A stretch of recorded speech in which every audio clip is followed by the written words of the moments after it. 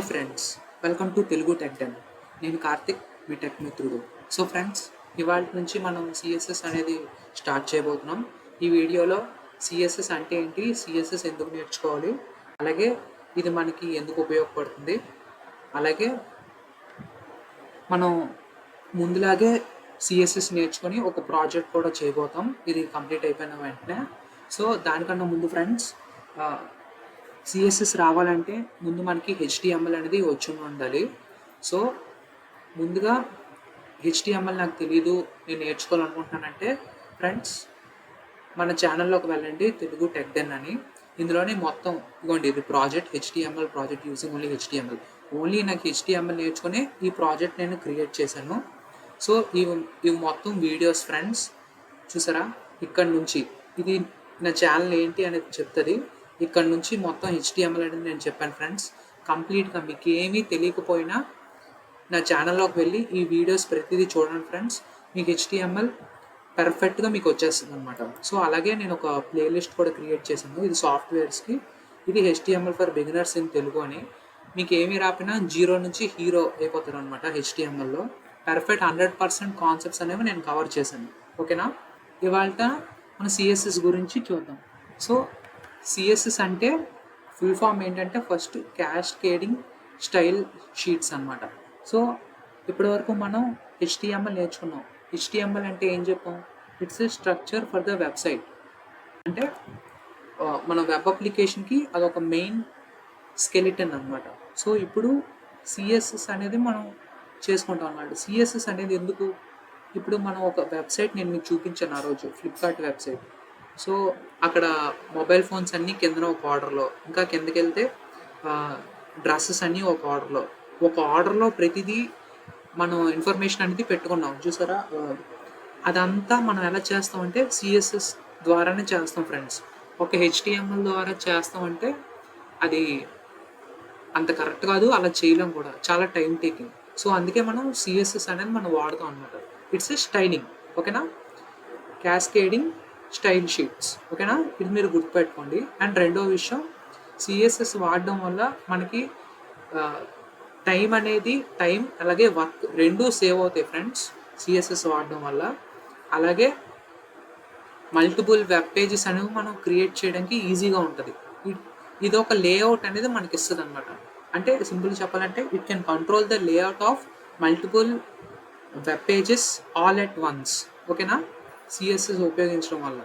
And అలాగే ఈ external style sheets అనేవి మనం సిఎస్ఎస్ అనే ఒక ఫైల్ క్రియేట్ చేసి మనం అందులోని స్టోర్ చేసుకుంటాం అనమాట. సో ఇప్పుడు మనం సిఎస్ఎస్ అనేది మనం మోడర్న్ వెబ్ అప్లికేషన్స్ ఏవి డెవలప్ చేసుకోవాలనుకున్నా సిఎస్ఎస్ అనేది ఇట్స్ అ మ్యాండేటరీ థింగ్. ఇది మీరు గుర్తుపెట్టుకోండి, ఓకేనా? అండ్ ఇప్పుడు మన ప్రెజెంటేషన్ లేయర్ ఉంది చూసారా హెచ్టిఎంఎల్లో.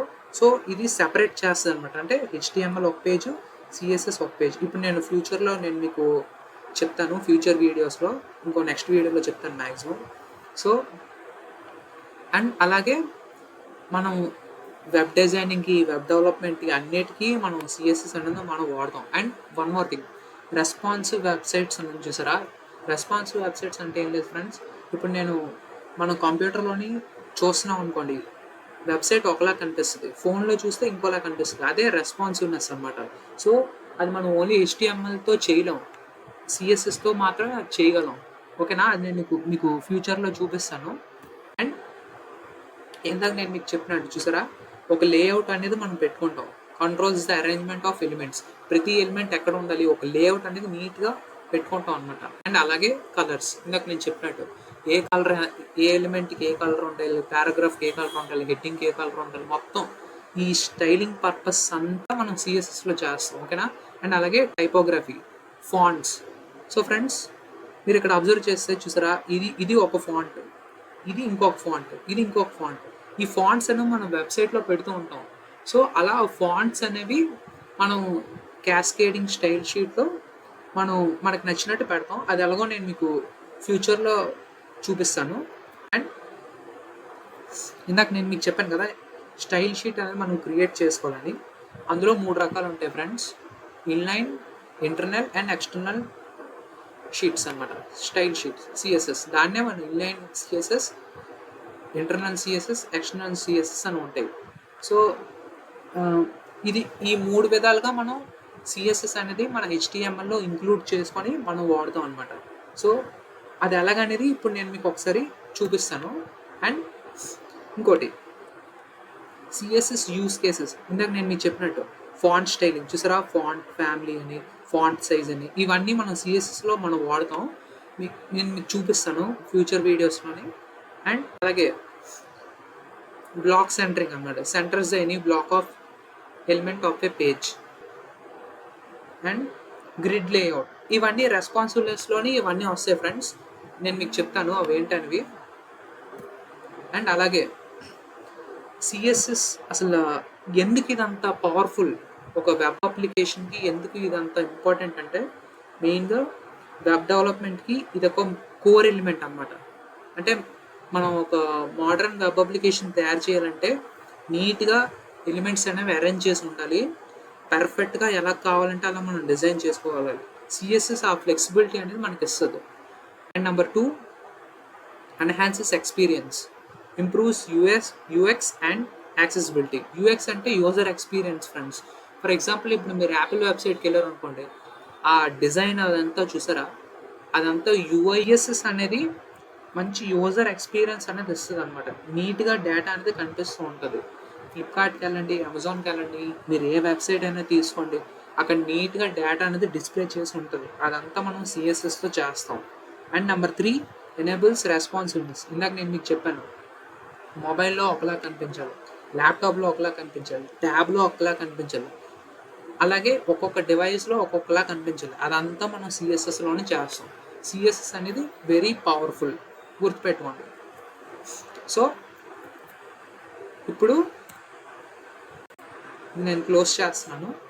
మనం ఒక్కసారి బిఎస్ కోడ్ ఓపెన్ చేద్దాం. సో ఫ్రెండ్స్, ఇదంతా మనం హెచ్టిఎంఎల్ కంప్లీట్ అయ్యింది.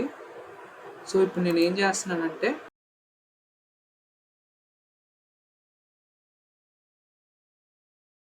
ఫోల్డర్ నేను క్రియేట్ చేస్తాను ఫ్రెండ్స్.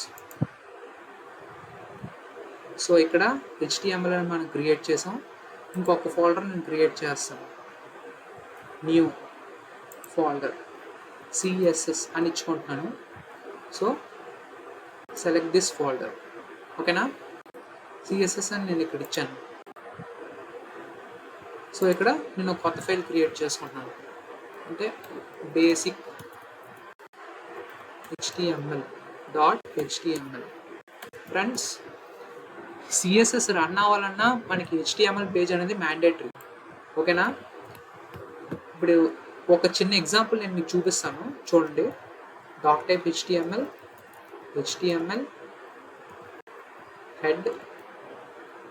హెడ్లోని టైటిల్ ఏంటి, సిఎస్ఎస్ అని ఇచ్చాను. అలాగే బాడీ, మీరు ఒకవేళ కొత్తగా చూస్తుంటే ఇదంతా ఏంటి అంటే, ఇదంతా HTML ఫ్రెండ్స్. మీరు ఒకవేళ చూడకపోతే నా ఛానల్కి వెళ్ళి అక్కడ ఉన్న HTML ఫర్ బిగినర్స్ అనే ఒక ట్యూటోరియల్ ఉంది, అందులో మీరు వెళ్ళి చూస్తే మీకు కంప్లీట్ HTML అండి మీకు వచ్చేస్తుంది. అందులో నాది గ్యారంటీ, ఓకేనా. సో ఇప్పుడు ఇక్కడ నేను రాస్తున్నాను తెలుగు టెక్ డెన్ అని నేను ఇక్కడ ఇచ్చాను. సో ఇప్పుడు ఇది ఉంది చూసారా, ఇది మన HTML ఎంతవరకు మనకు తెలుసు. సో ఇక్కడ నేను ఇంకోటి చెప్తున్నాను. ఇప్పుడు నేను దీనికి సిఎస్ఎస్ చేయాలి, అప్పుడు ఏం చేస్తాను, ఇక్కడికి వెళ్ళి స్టైల్ అని నేను ఇక్కడ రాస్తాను. సో ఫ్రెండ్స్, మనం HTMLలో కూడా చూసాం ఈ స్టైల్ అనే ఎలిమెంట్. ఇక్కడ చూసాం మనం ఇక్కడ. సో మనం ఇక్కడ రాసుకుంటాం సిఎస్ఎస్కి.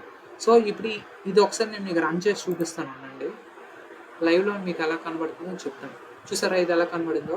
సో ఇప్పుడు నాకేంటి ఈ H1 అనేది నాకు రెడ్ కలర్లో డిస్ప్లే అవ్వాలి. ఫర్ ఎగ్జాంపుల్ ఇప్పుడు చూడండి, H1 అని ఇచ్చి ఇలా ఈ కర్లీ బ్రేసెస్ ఉపయోగించి ఇక్కడ నేనేమిస్తాను, కలర్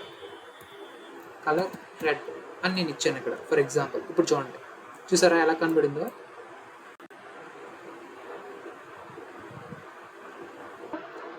స్టైలింగ్ అనేది ఈ విధంగా చేసుకుంటాం ఫ్రెండ్స్. సో ఈ విధంగా మనం సిఎస్ఎస్ అనేది ఒక HTML పేజ్లో మనం వాడతాం.